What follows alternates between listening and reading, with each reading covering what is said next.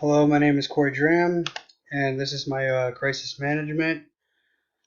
This is on the St. Louis County Police press conference of the shooting of Antonio Martin, and this is Police Chief John Belmar, and I'll be playing a little bit of the video showing it, and I'll explain more about it. When he said that, we also have at least two witnesses that saw this incident happen too. I talked a little bit about the fact that the individual, the decedent, had another individual with him. That is a person of interest in our case that we want to talk to. There's some video footage of him that I would like you guys to show, if you could, in your media, to see if we could identify this person. I think he's going to be important to talk to. Again, there are two other witnesses that were on the parking lot at the time that we had talked to. I spoke with Mr. McCullough this morning at about 3:30. I apprised him of the circumstances as we knew them at that point regarding the investigation. He has assigned a prosecutor to the case. I have since talked to Mr. McCullough and have briefed him further on the case at this point in time.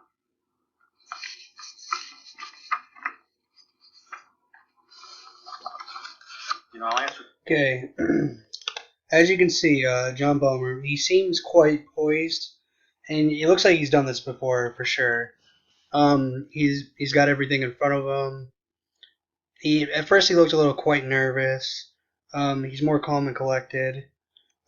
Basically, I think a certain police chief displays being calm and collected, and because if you get nervous in front of the media and stuff, things just go bad and questions go bad. You need to be calm. I'll start this back up. Explain a little bit more. Some questions here in a minute regarding the investigation into the shooting. But we had about 200 to 300 people, a crowd of about 200 to 300 people gathered at the 6800 block of Hanley. I think one of the issues that we encountered is not too unfamiliar, but I think it's relatively new. We've seen this since Ferguson, but I've been around these investigations a long time, where we see crowds gather, but we don't necessarily see the assaults against the police officers and different things like this. In this case, unfortunately, we had several bricks thrown at officers, and we had 3 explosive devices that were used. 2 explosive devices were used on the parking lot of a Mobile on the Run. There's video of that many of you have perhaps already seen. If you haven't, we'll release that also. I'm guessing that these turned out to be some sort of an amalgam of fireworks or something. Okay, as you see, Balmer looks like he's done this for sure, explaining the whole thing of what's going on. He's letting the media know what happened. He's not letting anything out. This shows that he displays great leadership. As you watch in the conference, like I said, he explains it in detail. He explained to the press about the officer. And let me skip this a little bit. This morning, and some of the conversation that we had was, well, why don't police officers use tasers? Why couldn't the officer use the taser? And why couldn't the officer use pepper mace instead of using a firearm? Well, really, frankly, that's unreasonable. When we have somebody that's pointing a gun at a police officer, there's not a lot of time. I would imagine that most of us would feel like we were in imminent danger of losing our lives at that point. And I think the officer responded with what he thought was commensurate force at the time.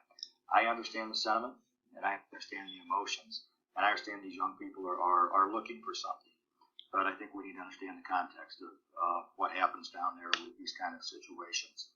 I'd also like to point out that, unfortunately, like I said, this is a tragedy for everybody, and our hearts certainly go out to the family of the decedent's family. But bad choices were made. We didn't have the opportunity to. Okay, as you see right here, John Balmer was explaining that why couldn't the officer use a taser? Understandable, but he said that the teenager had a pistol in his hand, and I mean, what are you gonna do? The officer feared for his life because the victim had a gun. During a situation like this, Balmer I believe that he did the right thing. by being calm, just telling the press what's going on, basically what he knows. Because in situations like this with the ongoing investigation, you don't want to give too much information out or anything that you don't want to disclose that can't be disclosed. I'm gonna start up a little bit more of the video and explain some more. This individual could have complied with the officers. I'm sorry, he could have ran away, he could have dropped the gun, all sorts of things couldn't happen. It didn't have to end with him approaching the officer with an arm extended and a pistol in his hand. So I think we need to understand those things at the same time. As far as what we do what we do. We investigate the facts, the circumstances.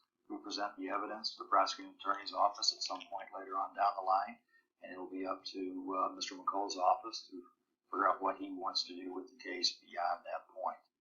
I'd be happy to answer any questions at this point. Please speak to the race of the officer. So the suspect is 18 years old. I'm not going to release his name today because I'm a little concerned that not all of the extended family has been notified yet. The officer, as I said, is about a 6-year veteran of the Berkeley Police Department, and he is a white male. Yes, sir. Go ahead. 34. Okay, right here. I believe John Balmer did a really good job handling this. The questions that he was explaining. When the lady asked him about his age, I thought that was a good idea to give it out instead of not keeping any information. The best thing I thought he handled is when he was talking about the boy, he didn't disclose his name. I thought that was a really good idea because for the family and whatnot, I wouldn't want the same thing. I wouldn't want the name disclosed either. Like situations like this with the ongoing investigation, you don't want anything disclosed that you don't want to be disclosed. I'm going to restart this back up.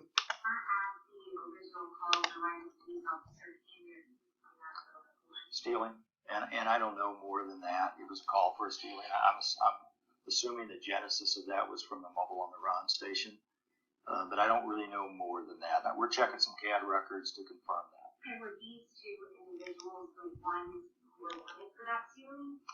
Don't know that yet. I mean, we're not going to know some of those things until we have an opportunity to talk with the officer at more length and find out what his, I don't know if he had a description. Those are things that we don't know at 7 o'clock in the morning, after arriving on the scene in the very early hours. Did the call originate from that mobile station? Again, we're checking on that. It did have a dash cam, but my understanding, and we have that car, we seized it, so it's in our lab right now, and we're going to look at that to make sure that dash cam was or wasn't on. I think that dash cam is, from my understanding, is activated by the red lights, which weren't on at the time. I will point out that the officer also had a body cam, but he didn't get that assigned to him at roll call today. Okay, you see right here, John Balmer did a good idea, I believe, given this. The reason I believe this interview also went effective is that he explained that there was dash cams and that there was body cams, but it wasn't assigned to him, and I believe the dash cam wasn't working properly because of the red lights. I'm almost positive that's what he said. He's giving out information that the press would like, and I believe that's a really good idea by him. So I believe this went quite effective.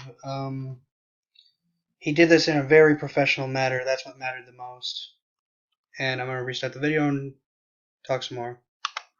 Last night, and it was handed off to him during his shift, and because of that, from talking to him briefly, he said that right when it was handed to him, he was doing something at the time. He clipped it somewhere in the car, he didn't put it on, and the next thing you know, you're here. I think it talks a little bit about sometimes the imperfection of some of the technology that we have, and the fact that we're not used to it all the time. I mean, there has been times where I've been caught without a walkie-talkie as a young policeman, and for whatever reason, there's now questions. You mentioned that the weapon had altered the face. Yes.